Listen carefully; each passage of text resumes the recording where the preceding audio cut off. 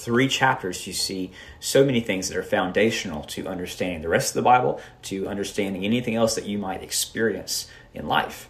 And a few takeaways from Genesis 1 through 3 include creation. Being able to know who God is starts very much with creation, knowing that in the beginning God created the heavens and the earth, that God created everything that is, and yet God created it good. That tells us about God's character. It tells us about, yes, God's all-powerful. He's above all. He is the creator of all. But it doesn't stop there. God is also personal and creates things specifically in a way that we can live and can enjoy them. So there's this difference between the transcendence of God and the immediacy, the personal intimacy of God. Beyond that, you see towards the end of the chapter, the Imago Dei, the image of God, that humanity was birthed very much as an image bearer of God, not just some happenstance. We happen to be here, not just one part of creation overall, but the very apex and pinnacle of creation, given dominion and responsibility over the rest of creation.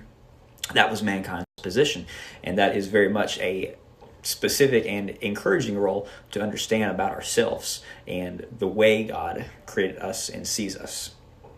Beyond that, right off the bat, you see marriage being the very blueprint that God has laid out in Genesis. You see every time the Bible refers back to marriage, specifically like when Jesus is talking about it in other places, it goes all the way back to this very original account. When Eve was created, you see this. Eve was created as Adam's perfect helpmate. The only one that could be found suitable had to be intentionally crafted from Adam's side, from his rib, by God specifically for Adam, because there was no one else that could be found suitable to provide the type of help that Adam needed. And Adam specifically looks at woman and says, out of man, you have been birthed, bone of my bone, flesh of my flesh. And because of that, there's this perfect harmony seen in this original marriage, one man, one woman for life. And again, beyond that, every time you look at marriage looked at as that unity, that covenant of marriage talked about as the function, not specifically just looking at a specific marriage or relationship, the whole unit of marriage, you see it referring back to the original count in Genesis 2. And then beyond that, this relationship is just an example of the way we were created. God and humanity is another relationship that's existing in its perfected form in the garden. We know that we're told to love God first of all, and then love people, but there's nowhere that's better demonstrated than in the garden. And so looking forward, we know that we do our best to live relationally now, but then one day we'll be reunited. That's the goal, is to be reunited with God and to see that kind of perfect union return. And then relationships, this kind of perfection you have in the garden, not only do you see the perfection, but you see the love of God. In that, yes, man walked with God, talked with God, but man was not forced to love God. Man was given a choice. And even that demonstrates the type of perfect love that God shows, not to force the hand in return, but to open the door, say, this is my love for you. I have first loved you, and then your choice is on the table either way. And of course, we know the story. Genesis 3, of course, has a turn with the serpent coming to give deception and kind of beguiles Eve, and then wind up Adam and Eve both are deceived. They fall. They are deceived, but yet they knowingly disobey God. They turn against God, and in that action make their choice to go their own way. And because of that, the whole fall of man is much more than just two individuals or mankind. The fall of man includes the entire creation, mankind being the apex of creation, the pinnacle, the kind of the hub. So as the apex of creation, mankind falls, so does the entire creation, spirals out of control. You see thorns and thistles birthed into the picture. You see death, that all of a sudden the decay begin to happen across the entirety of creation. And then from there, you would think, okay, all hope is lost. But right from the beginning, Genesis 3:15, hope is there. The seed of the woman crushing the head of the serpent, that is very much Jesus Christ. And that is our hope. So as you enter into the new year today, enjoy time with your family. Thank you so much. I hope this was encouraging to you. Would you walk in the hope and the truth and the glory of Jesus Christ? Thank God for all that was happening in 2019, but look forward with commitment to his name, with his word, on our hearts, that we would dive into his word more deeply this upcoming year. And thank you for this time. Good morning, everyone. So Genesis 4-7 is the topic today, January 2nd, 2020. Genesis 4-7 is interesting few chapters in the book of Genesis where you can see several themes play out. We left off Genesis 3 with chaos in the garden. Now you have Cain and Abel going on the scene, and the first murderer in human history becomes Cain. And again, it comes right back to this very important theme, obedience. You'll see that actually throughout these few chapters here, that obedience is so important. The Lord says, look, if you'd only done what I told you to do, if you do the right thing, there wouldn't be any problems. And he tells Cain, before Cain murders his brother, to be careful, to guard his heart, to ensure that the sin crouching at the door does not consume him, and that is what happens. So you see Cain murdering Abel. Eventually Seth would be born, fulfill that kind of righteous line, and take Abel's spot. Genesis 5 is actually all showing the righteous line and kind of giving this breakdown of the genealogy. Beyond that, you see another theme regarding the evil. Obviously, Cain, the murder, is very evil, but you see Cain's line then accentuate this evil. And things get worse. Chapter 6, things get far worse, but you have obedience and evil as two major themes that are starting off in this passage.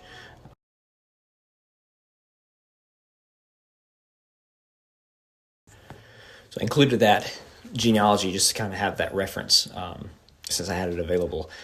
You'll notice the righteous line's in yellow. The green is line of Cain. A couple of things to point out about the righteous line before I get back to the second major point of evil. Seth is noted that's when people begin to worship and call upon the name of the Lord. And then later on, even more, kind of an obvious example of the intimate personal relationship that Adam and Eve did originally have in the garden. You can see that a little bit in Enoch. There's two Enochs, one in the line of Cain, but the one in the righteous line was so close with God that God literally took him, and he did not die a physical death.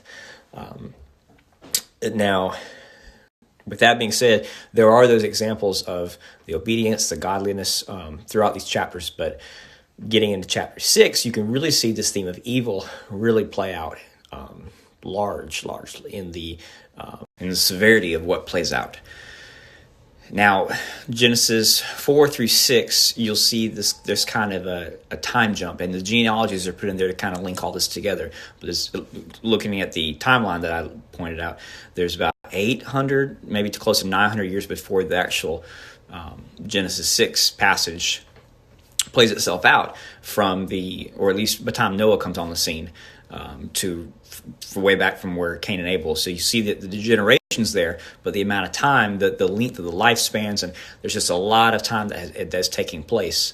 And the evil that's amplified, I truly do believe it's the greatest that you can find in Scripture. You have obviously the sons of God. That's very much laid out there in the passage. Genesis 6 is very specific about what's happening with these kind of evil accounts in the first few verses there. And something like we haven't seen in the fact that there's this giant race produced and whatever evil that came along with that. Beyond that, some of the other genealogies with Cain and those things, you can see from other references at the ancient Near East that those references also kind of marry with this account in that these other things that were beginning to be produced, and especially the Lamech of Cain's line. The evil is almost glorified in. What you see is originally almost the grace of God putting this mark upon Cain to protect him in spite of the evil that he's done. Lamech's saying, like, look, let the vengeance be 777 times. Like, there's this mockery of God. And so the evil that's presented here is as strong as it ever can be seen in the biblical narrative. Another big point is emotion. A lot of people get tripped up because it says that God was so grieved about the hearts of mankind that he regretted even making humanity. Now, that doesn't mean that God is not consistent, but sometimes when things are so strong, sometimes when things are that apparently evil, it hurts, right? We are emotional beings, but it's not just because of happenstance or a weakness on humanity's part. God himself in this verse shows that he is emotional. And sometimes there's regret, sometimes there's grieving. In this case, the grieving and emotion involved promotes and provokes the event that is, again, very widely accepted in these different ancient cultures, this global flood. And you see this depiction of God giving Noah instructions. You see Noah being singled out because of his nearness to God. And the details in Genesis 7 regarding this flood give me, much confidence that it is first of all, a global flood. And secondly, a little pause when I look at anything else outside of the Bible. I want to consider the source. I want to consider the impacts that this type of event may have had on history, the way the world is that we know it. It does have a rippling effect. If you accept this event as factual, where that might take you to when you consider other things that have happened, or the way we view things, or those kind of different details in science or wherever have you. At the end of the day, this final theme is judgment, and God is a righteous God.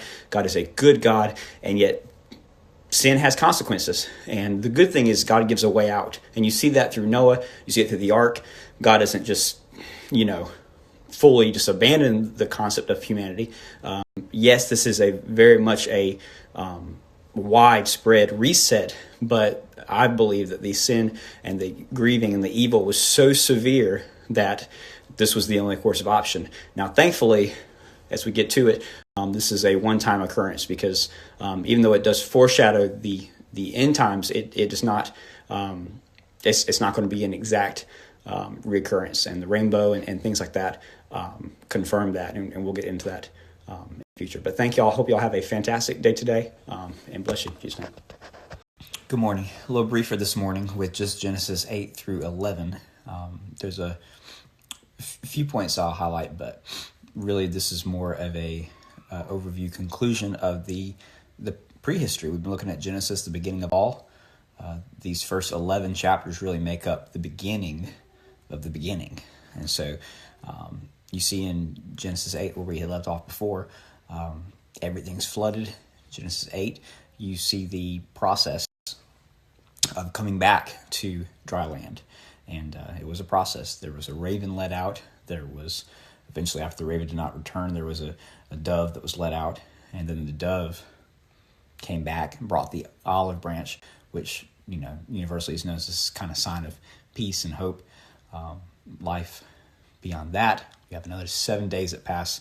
And so eventually they do get back to dry land. But, a lot of times things take time. And this is exactly one of those examples. In the literal sense, you can imagine why it would take time for the waters to recede. But even in other parts of life, things always wind up taking time that we may not always recognize at the outset, depending on what it is. It's just a good thing to recognize in life. Genesis 9 referred to a little bit yesterday about the rainbow. That's where you see this passage. Beyond that, you even see that kind of a removal of any hindrance considering food to eat. Animals now become not just something that mankind has dominion over, but something that's also good to eat as well. And then you have the rainbow as the sign and the promise that God would never destroy the earth again with the flood. And then you get into a very tricky passage, and I want to link you to a podcast episode by Dr. Michael Heiser that I believe does a fantastic job of explaining what happens with Ham. And then specifically, there's a curse of Canaan. I have never come across this until recently, but I think this is a passage that a lot of people have had problems with.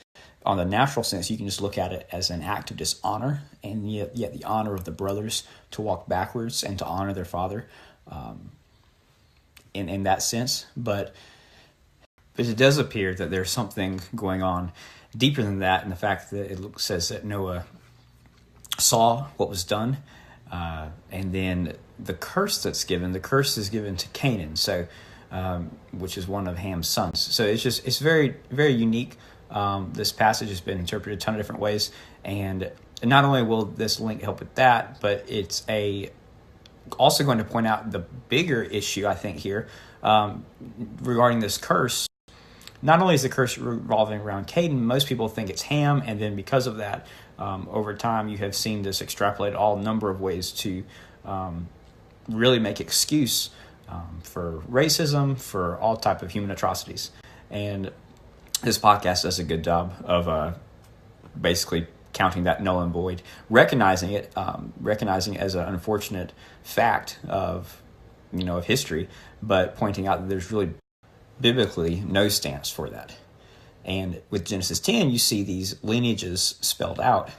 And again, I'm going to attach a clip of the Amazing Bible Timeline that just kind of spreads that out. So instead of talking about the genealogies, easier just to show them. And then finally, you have Genesis 11.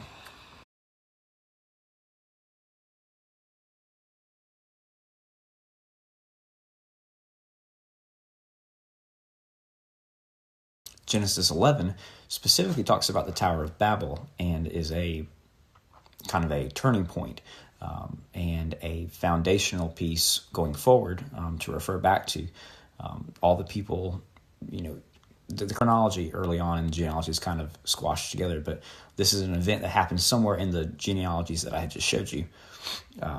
There's a little tower, I think, depicting it, but Nimrod also, which is given some highlight in Genesis 10, is very much historically associated with this event, specifically because of his connection to Babylon and just the location of this tower and the great fame and power of Nimrod. So you have this event, you have more or less a hubris, a height of mankind's coming together and coming against God in the sense of they're going to do their own thing. God asked them to spread out, to multiply, to cover the earth, to take dominion of the earth, and mankind saying, no, we're going to congregate in this one spot, build a city, and basically have it our way. And God messes that up, confuses the one language into many languages.